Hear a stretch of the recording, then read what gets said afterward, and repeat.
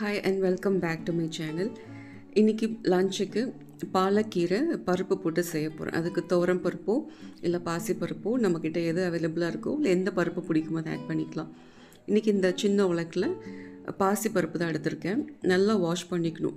கழுவுற தண்ணி வந்து கிளியராக இருக்கணும். அது வரைக்கும் நல்லா ஒரு 3 to 4 times நல்லா வாஷ் பண்ணிவிட்டு இப்போ பருப்பு வேக வைக்கிறதுக்கு 2 கிளாஸ் தண்ணி, கொஞ்சம் மஞ்சத்தூள், சீரகம், ஒரே ஒரு நாட்டு தக்காளி சேர்த்துட்டு ஒரு 3 whistles வரைக்கும் நல்லா வேக வச்சு எடுத்துக்கணும். ஜம்போ பர்னர்லேயே பண்ணிடலான்னு தான் யோசித்தேன். பட் ஸ்டீம் வர்றப்போ தண்ணி பொங்கி வடிய ஆரம்பிச்சிச்சு. அதனால் வந்து பக்கத்துக்கு நார்மல் பர்னருக்கு ஷிஃப்ட் பண்ணிட்டேன். ஸோ இந்த மீன் டைம் காஃபி ரெடி பண்ணிடலாம். அதுக்கப்புறம் ரைஸும் வச்சுட்டோன்னா மேஜர் ஆஃப் த ஒர்க்ஸ் வந்து கம்ப்ளீட் ஆகிடும். டம்ளர் பெரிய கிளாஸ்னால் 1.5 கிளாஸ் கிட்ட தான் பால் சேர்த்துருக்கேன். பால் காய்ச்சறதும் தண்ணி சேர்த்து தான் காய்ச்சுவேன். ஸோ 2 பேர் குடிக்கிறதுக்கு ஒரு நார்மல் மீடியமான கிளாஸில் வந்து ஒரு 3/4 கப்ஸ் வந்தாலே எங்களுக்கு போதும். ஸோ இப்போ காஃபி பவுடர் கொஞ்சம் கம்மியாக இருந்தனால கொஞ்சம் எக்ஸ்ட்ரா ஆட் பண்ணி மிக்ஸ் பண்ணிவிட்டு நம்ம குடிச்சிட்டு அடுத்த வேலையை ஸ்டார்ட் பண்ணிடலாம். ஸோ காஃபி போட்டு வச்சுட்டேன். ஸோ குடிக்கிறதுக்கு முன்னாடி அரிசியும் களைஞ்சி நம்ம சாதம் வச்சுட்டோன்னா ஒரு பக்கம் கொஞ்சம் ஃப்ரீயாக இருக்கலாமேன்றதுக்காக சாதத்தையும் ரெடி பண்ணிகிட்ருக்கேன். ஸோ சாதம் ரெடி ஆகிடுச்சினாலே நமக்கு முக்கால்வாசி வேலை முடிஞ்ச மாதிரி தான். இப்போ ரைஸ் கூட கொஞ்சமாக கல் உப்பு சேர்த்து நல்லா மிக்ஸ் பண்ணிவிட்டு அதுக்கப்புறமா ப்ரெஷர் குக் பண்ணிக்கணும்.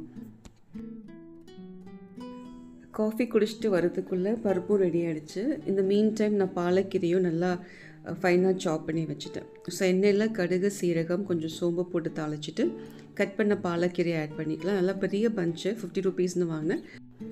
பாதி கட்டு யூஸ் பண்ணிவிட்டு ரிமைனிங் ஃப்ரிட்ஜில் இருக்குது. ஸோ கீரை சேர்த்த டயத்தை விட கொஞ்சம் நல்லா வதங்கினதுக்கப்புறமா நல்லா பாதியாக ஷ்ரிங்க் ஆகிடும். நல்லா நீர் விட்டு வேக ஆரம்பிக்கணும். யூஸ்வலாக எந்த கீரையாக இருந்தாலும் ஒரு 3 to 4 times மண்ணு தூசிலாம் நல்லா வாஷ் பண்ணி எடுத்துக்கணும். இப்போ நான் சொன்ன மாதிரி நல்லா நீர் விட்டு வேகுது. அளவும் பாதியாக ஷ்ரிங்க் ஆகிடுச்சு.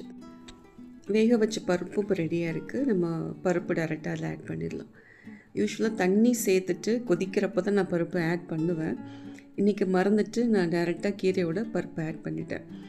சம்டைம்ஸ் பருப்பில் வந்து இந்தளவுக்கு கெட்டியாக இல்லாமல் கொஞ்சம் தளர்வாக இருக்கும். அந்த மாதிரி டைமில் வந்து நம்ம டைரெக்டாக ஆட் பண்ணிக்கலாம். ஸோ இந்தளவுக்கு கெட்டியாக இருக்கிறப்போ ஃபஸ்ட்டு தண்ணி சேர்த்து பாயில் பண்ணிவிட்டு சூடாக இருக்க தண்ணியில் ஆட் பண்ணால் தான் பருப்பு ஈஸியாக கரையும். இந்த கீரை பருப்பு நம்ம சாதத்தில் டைரெக்டாக போட்டு சாப்பிட்றதுக்கும் ஆப்டாக இருக்கும். சைட் டிஷ்ஷாக நம்ம புளிக்குழம்புக்கோ இல்லை தயிர் சாதத்துக்கோ தொட்டு சாப்பிட்றதுக்குமே நல்லாயிருக்கும். பிடிச்சவங்களுக்கு சப்பாத்தி பூரியோடையும் வச்சு சாப்பிட்லாம். ரொம்ப மைல்ட் அண்ட் சிம்பிளாக இருக்கும். நல்லா மிக்ஸ் பண்ணிவிட்டு தண்ணி ஆட் பண்ணிக்கிறேன். இந்த பெரிய கப்பில் 2 கப்ஸ் ஆட் பண்ணியிருக்கேன். ஸோ தட் நமக்கு சாதத்தில் போட்டு சாப்பிட்ற அளவுக்கு தளர்வாக இருக்கணும். குவான்டிட்டியும் கரெக்டாக வரணும். தண்ணி சேர்த்துட்டு கைவிடாமல் கரண்டியால் மசிச்சுட்டே வந்தோன்னா அந்த ஹீட்லேயே பருப்பு நல்லா ஈஸியாக கரைஞ்சிரும். ஸோ நீங்கள் dry powders just chilli powder and குழம்புத்தூள் மட்டும்தான் ஆட் பண்ணியிருக்கேன். இதில் இன்னும் கொஞ்சம் எக்ஸ்ட்ரா ஃப்ளேவர் ஆட் பண்ணிக்கணுன்னா இஞ்சி பூண்டு பேஸ்ட் ஒரு 1/2 ஸ்பூன் ஆட் பண்ணிக்கலாம். சம்டைம்ஸ் நம்ம தேங்காய் மசாலா கூட அரைச்சி விட்டுக்கலாம். அது ஒரு டிஃப்ரெண்ட் டேஸ்ட்டாக நல்லாவே இருக்கும். 2 பச்சை மிளகாய் இருந்தால் அதையுமே கட் பண்ணி கீரி போட்டுக்கலாம். காரம் வந்து ரொம்ப மைல்டாக பண்ணியிருக்கேன். இதுவே இன்னும் கொஞ்சம் ஸ்பைஸியாக வேணும்னா 1 ஸ்பூனுக்கு 2 ஸ்பூன் சில்லி பவுடர் ஆட் பண்ணிக்கலாம்.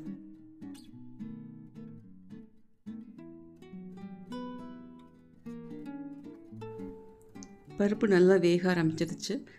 பட் ஜம்போ பர்னர்னால கீழே வந்து குயிக்காக அடிப்பிடிக்கும் பாசி பருப்புன்றதுனால.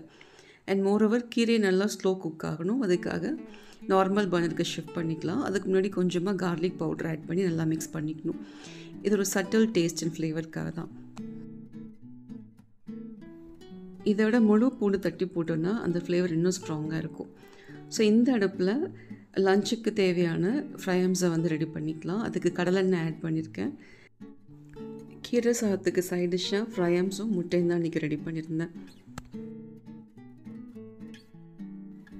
இந்த ஃப்ரையம்ஸ் இன்னும் கொஞ்சம் ஸ்பைஸியாக சாப்பிட்ணுன்னா கொஞ்சம் மிளகுத்தூள், உப்பு, சில்லி பவுடர்லாம் ஒன்றா மிக்ஸ் பண்ணிவிட்டு அந்த பவுடரை இந்த ஃப்ரை பண்ண ஃப்ரையம்ஸ் மேலே நல்லா ஸ்ப்ரிங்கிள் பண்ணிவிட்டு ஈவனாக ஒரு மிக்ஸ் கொடுத்துட்டு கூட நம்ம சைட் டிஷ்ஷாக சாப்பிட்லாம்.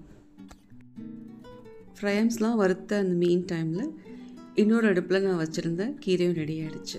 இப்போ ஸ்டவ் ஆஃபில் தான் இருக்குது. லாஸ்ட்டாக ஒரு ஸ்பூன் நெய் ஆட் பண்ணிக்கலாம் ஃபார் டேஸ்ட் அண்ட் ஹெல்த்.